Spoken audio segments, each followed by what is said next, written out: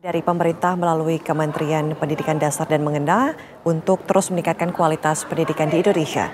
Rencana apa saja yang akan dilakukan oleh pemerintah? Kita simak perbincangan Syahda Yustiza bersama dengan Menteri Pendidikan Dasar dan Menengah Abdul Muti. 2 Mei 2025 diperingati sebagai Hari Pendidikan Nasional. Tentunya banyak tantangan bagi pemerintah untuk dapat meningkatkan kualitas pendidikan khususnya di tanah air. Dan untuk membahas hal tersebut lebih lanjut sudah bersama saya Menteri Pendidikan Dasar dan juga Menengah Bapak Abdul Muti. Assalamualaikum warahmatullahi wabarakatuh Bapak. Waalaikumsalam warahmatullahi wabarakatuh. Bagaimana kabarnya? Alhamdulillah baik-baik Mas Syahda. Nah, kiranya apa Pak tantangan terbesar dalam dunia pendidikan di Indonesia khususnya juga untuk mewujudkan Indonesia Emas 2045 mendatang? Ya, yang pertama kalau kita lihat dari sisi amanat konstitusi, tantangan yang pokok ada dua ya. Yang pertama adalah pemerataan. Akses untuk memperoleh layanan pendidikan ini memang masih menjadi tantangan kita. Kita bisa melihat dari APK kita, itu memang masih banyak mereka yang belum berkesempatan untuk menyelesaikan studi sampai dengan jenjang SLTA. Lama usia sekolah kita ini sekitar 8-9 tahun. Itu artinya ya mayoritas sebenarnya anak-anak kita ini ya lulusan SMP atau mungkin ada yang sebagian SMP kelas 2 dan seterusnya, yang memang ini menjadi tantangan kita. Nah, persoalan pemerataan ini memang menjadi bagian dari agenda kita karena beberapa alasan ya. Pertama, mereka tidak memperoleh layanan pendidikan itu bisa karena faktor ekonomi. Yang kedua karena faktor geografi. Wilayah kita ini kan sangat luas dan banyak diantaranya adalah kepulauan-kepulauan yang memang secara jangkauan itu sangat sulit. Gitu. Kemudian yang ketiga ada tantangan kultural, di mana banyak di antara anak-anak kita ini yang memilih tidak sekolah karena alasan-alasan kultural. Gitu. Kemudian bisa juga karena alasan keamanan, ya, ada daerah-daerah tertentu yang memang situasinya belum cukup aman sehingga anak-anak juga tidak berani belajar, dan ini memang menjadi tantangan yang harus kita jawab dengan kerja-kerja yang memberikan solusi.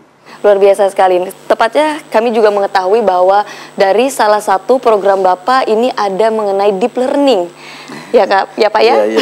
Termasuk juga itu termasuk pembahasan yang mendalam. Nah, ini kiranya apa kemudian peran dari deep learning itu sendiri untuk bisa meningkatkan kualitas pendidikan di Indonesia, serta bagaimana mekanismenya sendiri Pak? Betul. Jadi Mbak Syahda, kita membaca di berbagai media ya.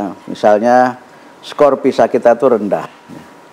Angka dan kemampuan literasi dan numerasi kita itu juga masih rendah.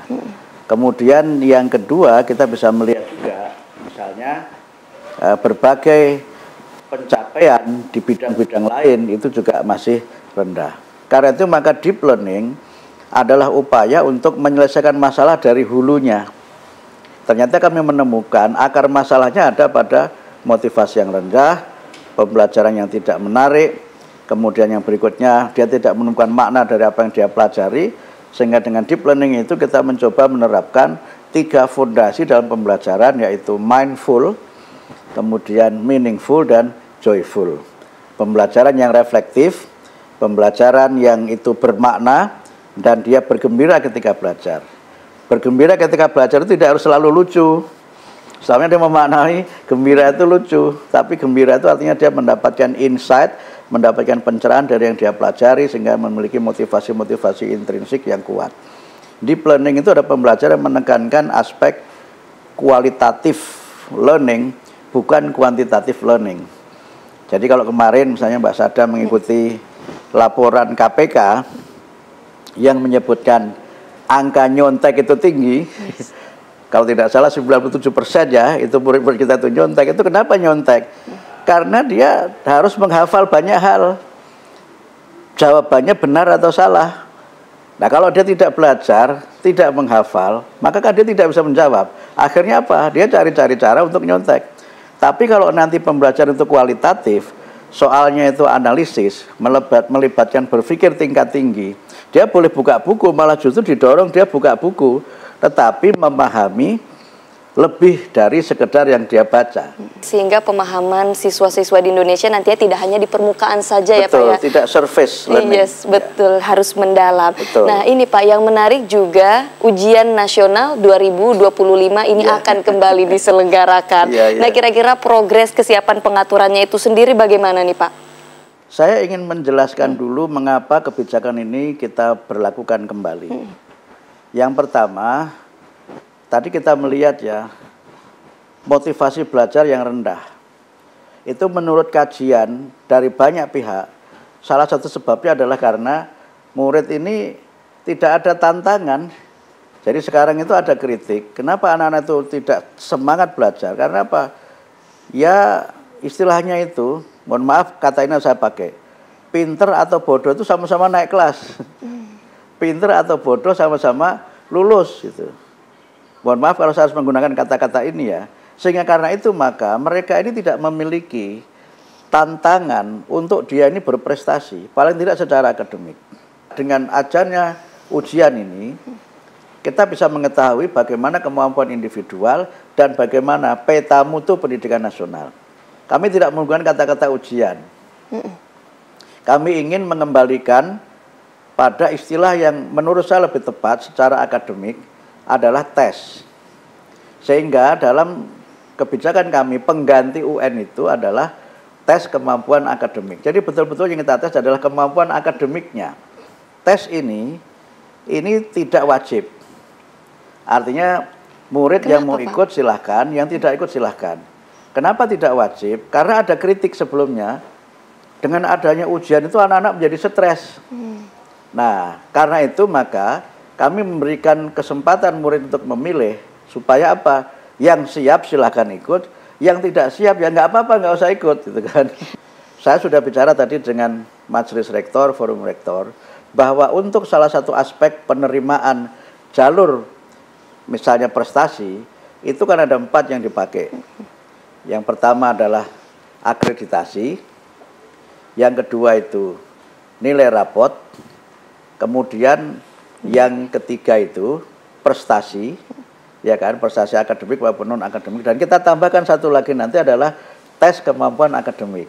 Sehingga walaupun tidak menjadi penentu kelulusan, tapi menjadi penentu banyak hal untuk keberlangsungan studi anak-anak di tingkat di atasnya.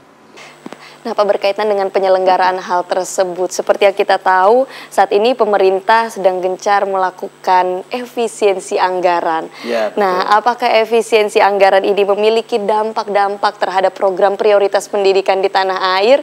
Nah, tapi jangan jawab dulu ya Pak ya, kita akan lanjutkan diskusi ini usai jeda. Jangan kemana-mana pemirsa.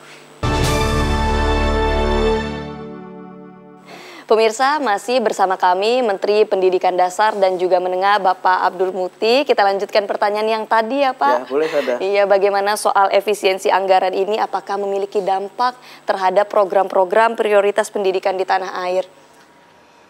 Alhamdulillah tidak. Dan kami secara pribadi saya tidak menggunakan istilah efisiensi tapi refocusing saja.